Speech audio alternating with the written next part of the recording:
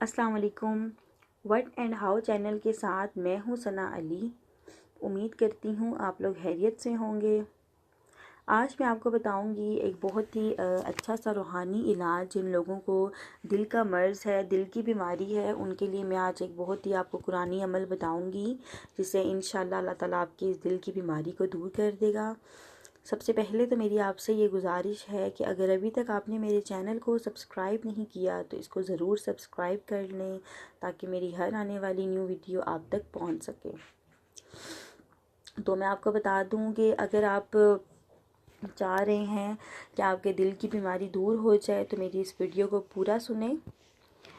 कुरानी इलाज है ये। आपने करना क्या है कि कुरान तो वैसे भी आप लोग पढ़ती हैं, आजकल वैसे भी रमज़ान है और रमज़ान में कुरान पढ़ने का आपको बहुत ज़्यादा सवाब मिलेगा, डबल सवाब मिलेगा क्योंकि रमज़ान है ही कुरान का महीना। तो जिन लोगों को दिल की बीमारी है वो फज्र की नमाज के बाद कुरान पाक का दिल यानी सूरतुल यासीन को पढ़ें 3 बार और पानी के ऊपर दम कर लें।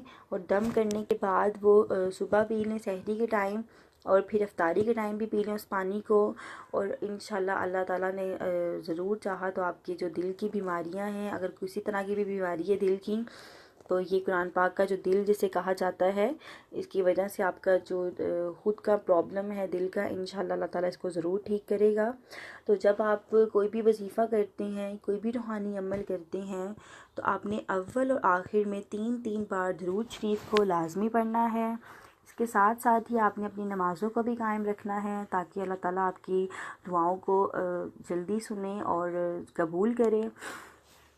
और जब भी आप दुआ मांगते हैं अपने वजीफ़ों के बाद तो दिल और दिमाग में इस मकसद को रखा करें आपने किस लिए ये वजीफ़ा किया है, और इसको आप ज़रूर करें, आपके दिल की बीमारी ज़रूर दूर होगी।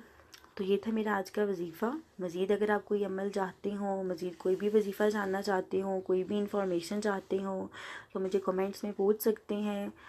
अगर मेरी वीडियो अच्छी लगती है तो इसको लाइक करें, दोस्तों के साथ शेयर किया करें।